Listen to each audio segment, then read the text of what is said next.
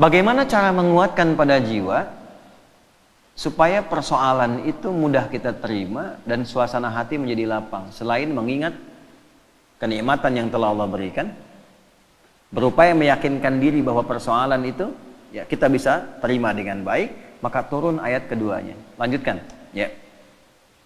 Fa inna ma'al usri yusra. Nomor 5. Fa. Kita ngaji pakai ilmu nahwu ya.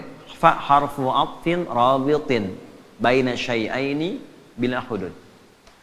Huruf perangkai dua peristiwa. Jadi ada peristiwa pertama, peristiwa kedua, peristiwa 1 dan 2 disambungkan tanpa jeda. Nyambung. Contoh. Nabi Zakaria berdoa kepada Allah, minta dianugerahkan keturunan. Dilakukan dalam sholat. Surah Ali Imran di ayat 38. Hunalika da'a Zakaria rabbah qala rabbi habli min ladunka dzurriyyatan thayyibah innaka sami'un du'a. Itu masih berdiri doanya. Jadi sholat berdiri minta sama Allah, ya Allah, orang-orang memvonis aku nggak akan punya keturunan. Secara medis istriku divonis maaf menopause dan mandul. Kata orang nggak mungkin. Karena makhluk memvonis tidak mungkin, aku serahkan kepadamu yang semuanya menjadi mungkin. Engkau pemberi tanpa batas, namanya Wahhab. Nah ini adab dalam Quran, kalau ada orang memvonis, ini nggak mungkin, ini nggak bisa, itu tanda dari Allah. Tinggalkan opini manusia, karena Allah memberikan tanda untuk langsung minta kepadanya, dan Allah ingin mengabulkan tanpa campur tangan makhluk. Itu cara bacanya begitu. Begitu selesai kemudian berdoa, belum selesai sholatnya. Jadi baru klak doanya selesai, pakai fa ayat 39-nya di Quran surah 3. Fanadathul malaikatu wa huwa qa'imun yusalli fil mihrab annallaha yubashshiruka bi Yahya. Malaikat langsung turun seketika doa selesai, malaikat turun langsung mengabari. Kamu dapat kabar gembira, doamu dijawab oleh Allah, engkau akan punya anak, bahkan Allah yang memberikan langsung namanya Yahya. Ya, artinya hidup. Kata orang mustahil dari rahim seorang perempuan yang divonis menopause dan mandul lahir bayi yang hidup. Kata Allah tidak ada yang mustahil, jadi dan hidup dia. Namanya Yahya. Nah, jelas? Terjadinya kapan? Qaimun yusalli fil mihrab, masih berdiri dalam sholat, belum selesai sholatnya. Jadi antara doa dengan jawaban pakai fa artinya cepat tanpa jeda. Terapkan metode ini, pemahaman ini kepada ayat dimaksud, ayat yang kelima. Fa inna ma'al usri yusra.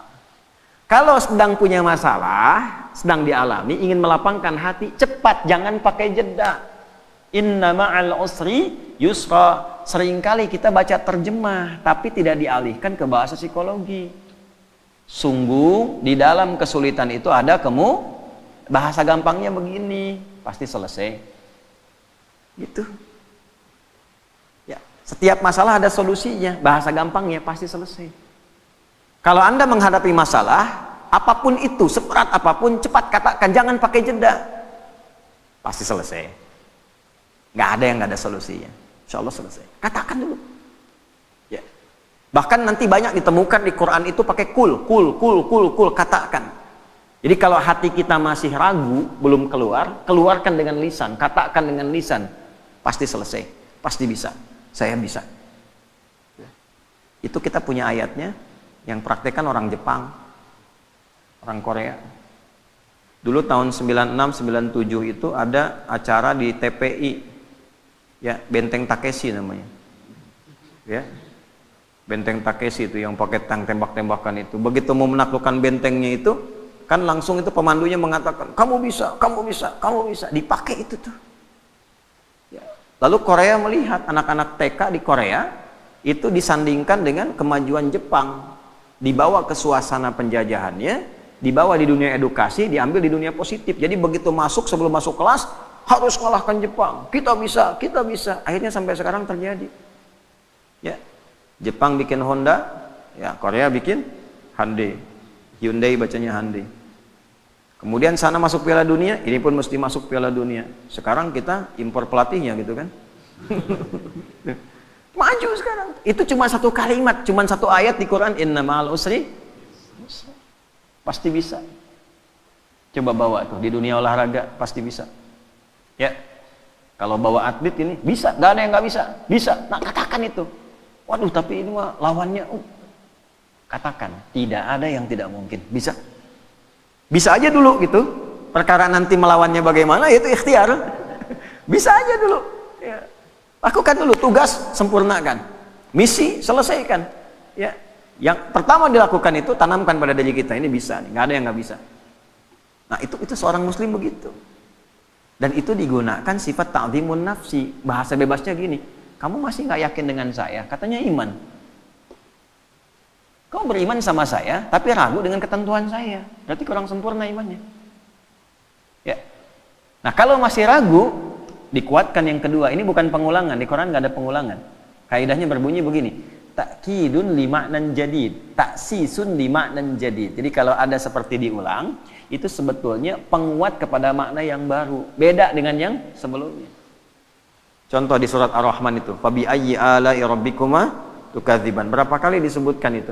Itu bukan diulang, karena fabi ayyi ala yang kedua beda dengan yang pertama. Fabi ayyi ala yang ketiga beda dengan yang kedua dan yang pertama. Itu dahsyatnya Quran. Nanti kalau sudah masuk surat Ar-Rahman itu, ya kita coba bisa bahas dari satu sampai yang terakhir itu. Itu antara satu, kedua, ketiga sampai ke terakhir beda semua. Ya. Nah ini yang kedua, seakan-akan kita menemukannya seperti pengulangan.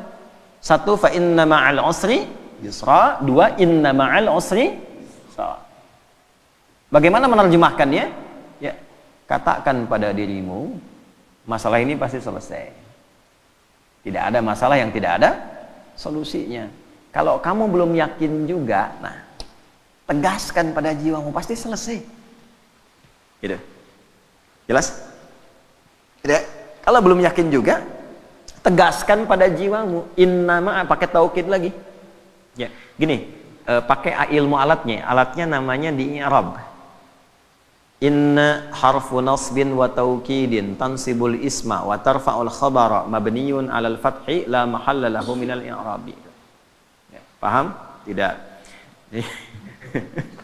Inna harfu nasbin wa taukidin, huruf nasab. Apa itu nasab? Kalau belajarnya di nahwu sampai di harokat saja. Huruf yang menjadikan kalimat itu berharokat fathah. Kalau jamak pakai kasrah. Kalau kita ngajinya pakai balaghah, nasab itu ungkapan menanamkan sesuatu dengan kuat tanpa goyah. Nasabar rajulu asahu fil ardi, seseorang menancapkan tongkat di bumi, di tanah, tidak goyah, kuat. Kalau ada kalimat pakai inna di depannya, artinya tancapkan informasi itu dalam hati, jangan pernah ragu. Fa inna ma'al usri yusra, cepat tancapkan dalam hatimu, pasti selesai. Pasti selesai, tapi ya Allah kapan selesainya? Tancapkan di hatimu. Yang kedua muncul, pakai taukid. Kan sudah aku tegaskan, tancapkan di hatimu, jangan berikan celah ragu. Nah itu maksudnya yang kedua itu. Kadang kan masih ada begitu. Ya, udah berangkat, siap laksanakan. Tapi bagaimana Pak keadaannya? Masih nanya aja, berangkat. Nah, kalau kita pakai rumus di depan, pakai na, dibalik lagi. Kamu masih nggak percaya dengan keagunganku? Iman kita disoal di situ. Jadi kalau pakai bahasa tingkat tinggi jadi begini, kamu masih beriman nggak sama aku? Gitu kan? Kan bahasa kita kadang-kadang begitu, kamu percaya nggak sama saya? Nah itu digunakan oleh Al-Quran, logika itu untuk ditarik, untuk meyakinkan jiwa kita. Ya, nah, jelas sampai sini? Nah jadi setiap ada masalah, apapun itu, yang pertama optimis. Ini bisa dilakukan. Ini selesai. Ini ada solusinya. Jelas? Kalau sampai sini hanya jadi optimisme pribadi, solusi belum tentu datang, cuman sampai ke ketenangan. Karena itulah Allah sempurnakan ayatnya, fa'idha faraghta. Nah, pakai fa lagi, kita pakai ilmu yang tadi. Walaupun hati sudah tenang, tidak menghilangkan ikhtiar kita untuk menyelesaikan persoalan. Kalau sudah tenang, cepat selesaikan dengan ikhtiar, jangan ditunggu.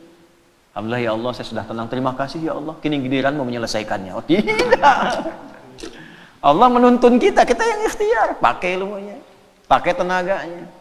Ya, baik.